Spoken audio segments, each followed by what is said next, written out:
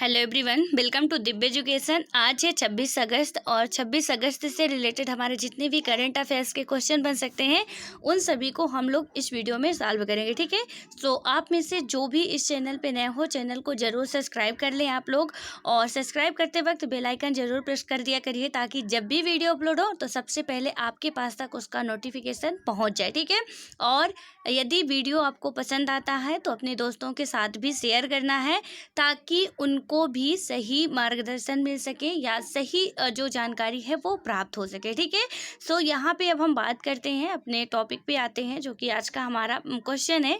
तो इसमें पूछा गया था, कल का अभ्यास प्रश्न था कि राष्ट्रीय खेल पुरस्कारों यानी कि नेशनल स्पोर्ट्स अवार्ड 2020 की घोषणा हाल ही में की गई है। इस घोषणा के अनुसार राजीव गांधी खेल रत्न पुरस्कार से सम्मानित किए गए हैं। यहाँ पे पहला स्टेटमेंट था रोहित शर्मा, दूसरा था विनेश फोगाट, तीसरा था हमारा मरियप्पन थंगवेलु और चौथा था हमारा मनिका बत्रा और रानी रामपाल। तो इसका हमारे ऑप्शन की यदि हम बात करते हैं तो क्या है, केवल 1 और 3, 2, 3 और 4, 1, 3 और 4 और 1, 2, 3, 4। ठीक है, तो इसका राइट आंसर हमारा क्या हो जाएगा, 1, 2, 3, 4, यानी सभी राइट आंसर। मतलब कि ये जो सभी हैं, जितने भी यहाँ पे खिलाड़ी दिख रहे हैं, सभी ने क्या किया है कि खेल पुरस्कार यानी कि जो राजीव गांधी पुरस्कार मिल रहा है तो इन सभी को ही मिल रहा है। ठीक है, तो हो सकता है कि कभी ऐसा पूछ लिया जाए कि किस बैडमिंटन खिलाड़ी को मिल रहा है या किस पहलवान को राजीव गांधी पुरस्कार दिया गया है या किस क्रिकेटर को दिया गया है। तो ये जिस फील्ड के हैं या जिस खेल से संबंध रखते हैं तो इसको भी हमको याद रखना है। ठीक है, तो यहाँ पे यदि हम बात करते हैं इसकी व्याख्या भी, तो यहाँ पे बताया भी गया है कि इस वर्ष क्या हुआ है कि क्रिकेटर रोहित शर्मा, अब इनका फील्ड भी आपको याद रखना है। ठीक है, क्योंकि ऐसा क्वेश्चन पूछ भी लिया जा सकता है और हमने इसके जस्ट पहले ही इसको सॉल्व भी किया था कि ऐसे भारत के कौन से क्रिकेटर हैं जिन्हें राजीव गांधी खेल पुरस्कार के लिए नामित किया गया है। तो अब ऐसे ऐसे क्वेश्चन पूछ लिए जा सकते हैं या तो स्टेटमेंट में पूछ लिए जाएंगे, तो वो बातें हमको सभी पता होनी चाहिए। इससे रिलेटेड जो भी कुछ क्वेश्चन बन सकते हैं उन बातों को हमें याद रखना चाहिए। ठीक है, तो इसमें क्या है, क्रिकेटर रोहित शर्मा, पहलवान यानी कि पहलवानी के से संबंध रखने वाली कौन है, विनेश फोगाट, महिला हॉकी टीम की कप्तान रानी रामपाल। ठीक है, तो ये किस खेल से संबंधित है, हॉकी टीम से, हॉकी से।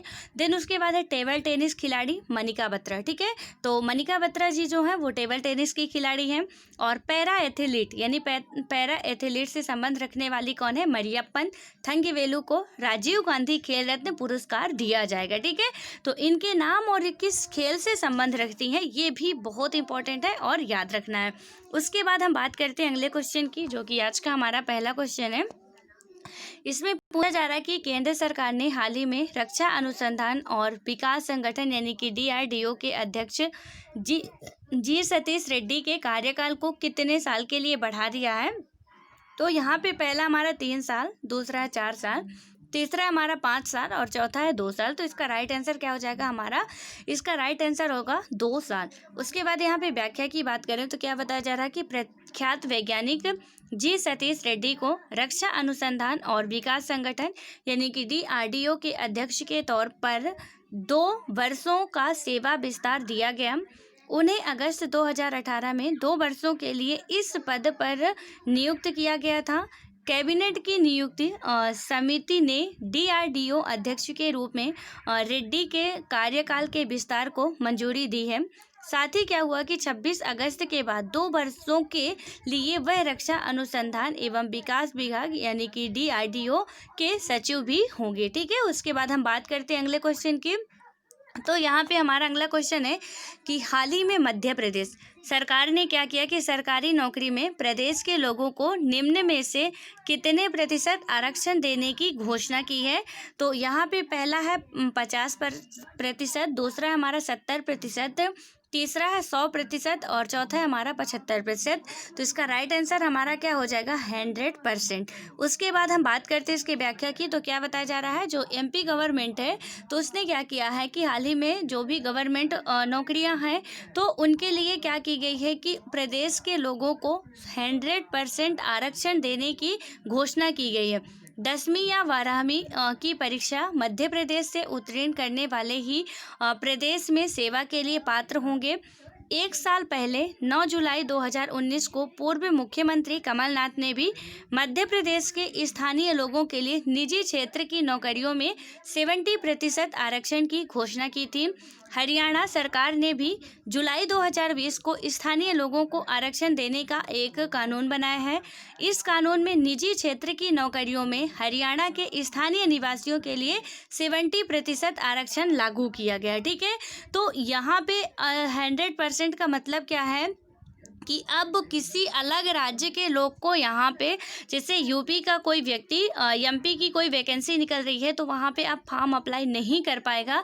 एमपी के ही स्थानीय लोगों के लिए जितनी भी गवर्नमेंट और जो भी जॉब्स निकलेंगी वो सिर्फ किसके लिए होंगी, वैकेंसीज निकलेंगी वो एमपी वालों के लिए ही होंगी। ठीक है, यहाँ पे अब ऐसा नहीं होगा कि एमपी में यदि रेलवे की जॉब निकल रही है या एमपी में किसी और की जॉब निकल रही है तो वहाँ पे यूपी वाले आके भरें या बिहार वाले आके फॉर्म अप्लाई करें। तो ऐसा पहले था कि जैसे 70% है, 30% अदर स्टेट वालों के लिए था, लेकिन अब क्या कर दिया गया, पूरा 100% कर दिया गया है कि सिर्फ एमपी के निवासी ही यहाँ पे जो भी वैकेंसी जाएंगी उनमें फॉर्म अप्लाई करेंगे, सेलेक्ट होंगे और वही यहाँ पे जॉब करेंगे। ठीक है, उसके बाद और कह सके मतलब कहें तो एक तरह से अच्छा कदम भी है, ताकि इससे क्या होगा कि रोजगार मिलने मतलब कि बेरोजगारी की संख्या कहीं ना कहीं क्या होगी कि कम होगी। ठीक है, तो बात करते हैं अब अगले क्वेश्चन की। तो यहाँ पे हमारा अगला क्वेश्चन है, केंद्र सरकार ने कोरोना महामारी को देखते हुए ड्राइविंग लाइसेंस एवं वाहन संबंधी अन्य दस्तावेजों के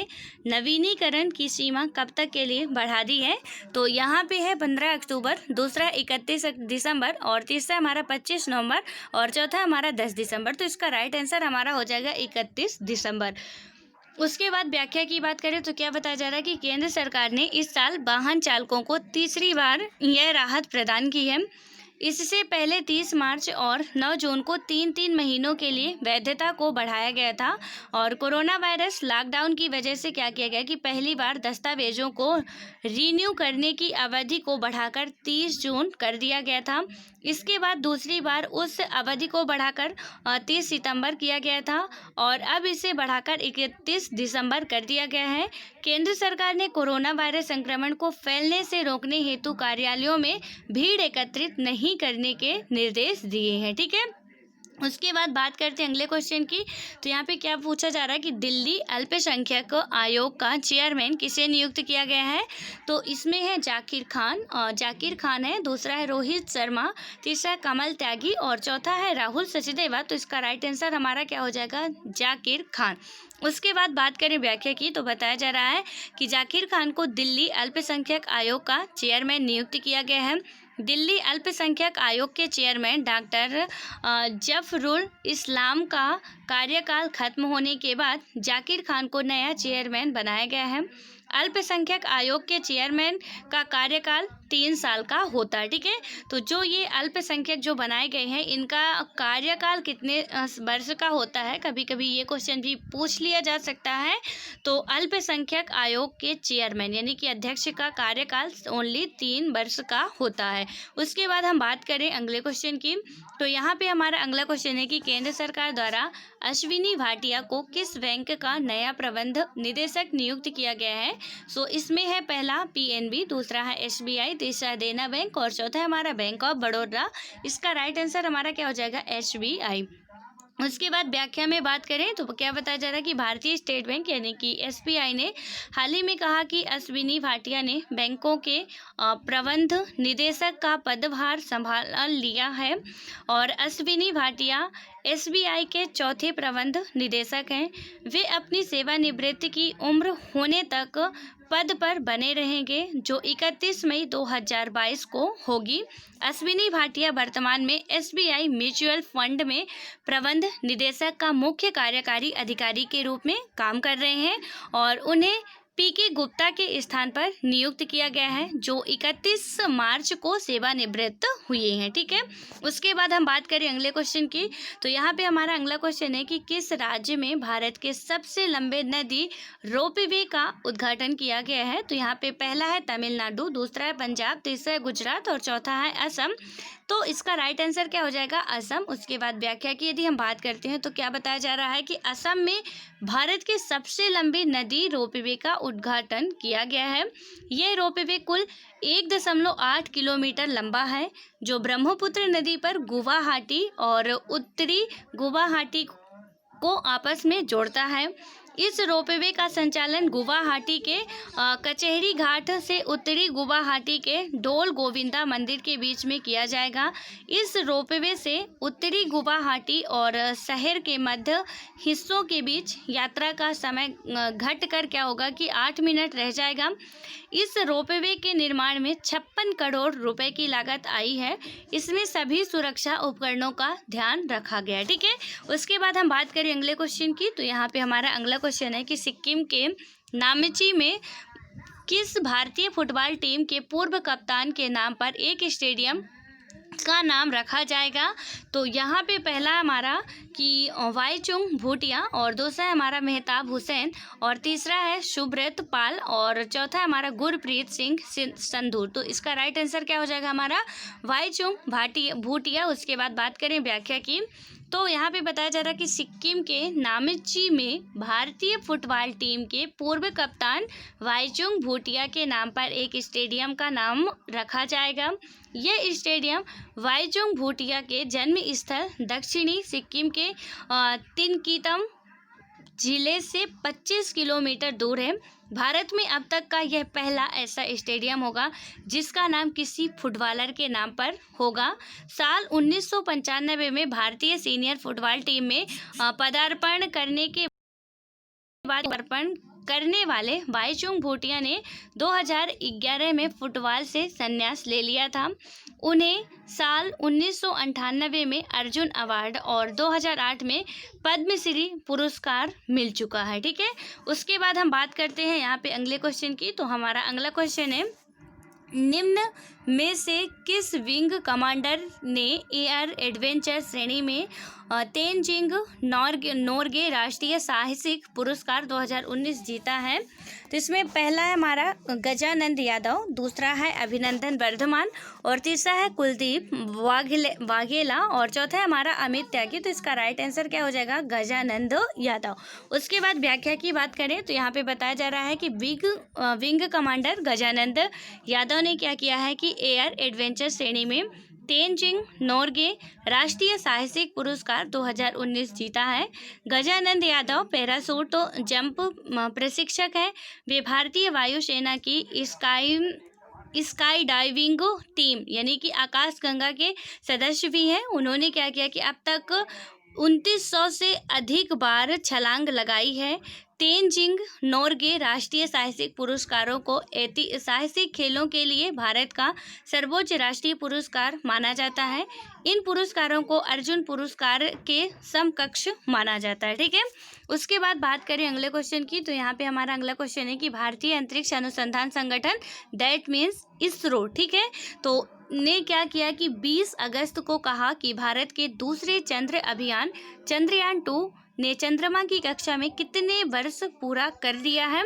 तो यहाँ पे पहला है 2 वर्ष, दूसरा 1 वर्ष, तीसरा 3 वर्ष, चौथा है 4 वर्ष। तो इसका राइट आंसर हमारा क्या हो जाएगा 1 वर्ष हो जाएगा। ठीक है, यानी कि बात करें यहाँ पे तो क्या बताया जा रहा है कि भारतीय अंतरिक्ष अनुसंधान संगठन इसरो ने और क्या किया कि 20 अगस्त को कहा कि भारत के दूसरे चंद्र अभियान यानी कि चंद्रयान 2 ने चंद्रमा की कक्षा में 1 वर्ष पूरा कर लिया है। इसरो के अनुसार वर्तमान में चंद्रयान 2 के सभी उपकरण अच्छा प्रदर्शन कर रहे हैं। इसरो ने इस बात पर भी प्रकाश डाला कि चंद्रयान 2 को 7 और वर्षों तक चालू रखने के लिए ईंधन पर्याप्त है। ठीक है, यानी कि 1 वर्ष बात करें तो अगले साल चंद्रयान मिशन को प्रक्षेपित किया गया था, जो कि हालांकि बात करें तो सफल नहीं हो पाया था, यानी कि वो चंद्रमा पर मतलब कि सफल तरीके से लैंडिंग नहीं कर पाया था। ठीक है, क्योंकि हमारा कनेक्शन टूट गया था। और आप लोगों जब देखे भी होंगे टीवी न्यूज़ में कि कितना दुख हुआ था जब ऐसा हुआ था। ठीक है, क्योंकि ये बहुत कड़ी मेहनत 2008 से लगातार इस पे वर्क चल रहा था और फाइनली भेजा गया था इसको। और फिर भी यहाँ पे इसका जो ऑर्बिट है वो काम कर रहा है। तो यहाँ पे क्या है कि इसके 1 साल चंद्रयान 2 जो है तो पूरे हो चुके हैं, ठीक है। तो इसमें याद रखना है। और एक आप लोगों के लिए क्वेश्चन है कि इसरो का ये हिंदी फुल फॉर्म लिखा हुआ है, इंग्लिश में इसरो का फुल फॉर्म क्या होता है, तो ये आप लोग बताओगे कि इसरो का फुल फॉर्म क्या होता है, ठीक है। सो आई होप कि आप सभी लोग राइट आंसर देने की जरूर कोशिश करेंगे। और बात करें अगले क्वेश्चन की, तो क्या था कि किस देश के राष्ट्रपति रेचेप तैयप अर्दोआन ने काला सागर क्षेत्र में अब तक का सबसे बड़ा प्राकृतिक गैस भंडार की खोज की घोषणा की है। तो इसमें है इराक, दूसरा है तुर्की, तीसरा ईरान, चौथा है फ्रांस। तो इसका राइट आंसर क्या हो जाएगा? तुर्की। उसके बाद व्याख्या की बात करें तो क्या बताया जा रहा है कि दरअसल क्या है कि तुर्की के काले सागर तट के एक तट से एक बड़े प्राकृतिक गैस का भंडार मिला है। इसके बाद तुर्की प्राकृतिक गैस के आयात पर देश की निर्भरता को कम करने में मदद करेगा। इस खोज के बाद अब तुर्की की गैस के लिए विदेशी निर्भरता और कम हो जाएगी। राष्ट्रपति ने इसे तुर्की के इतिहास की सबसे बड़ी प्राकृतिक गैस की खोज बताया, ठीक है। उसके बाद बात करते हैं अगले क्वेश्चन की, जो कि आज का हमारा अभ्यास प्रश्न है। यहाँ पे आपसे पूछा जा रहा है कि किस तिथि से सोने के आभूषण पर हॉलमार्क का चिन्ह अनिवार्य कर दिया गया है। तो इसमें है कि 1 अगस्त 2020, 1 जनवरी 2021, तीसरा है हमारा कि 1 अप्रैल 2021, चौथा 1 जून 2021।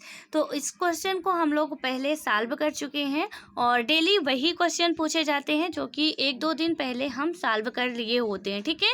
और ये इसीलिए पूछे जाते हैं ताकि इसका आंसर आप लोग आसानी से दे सको।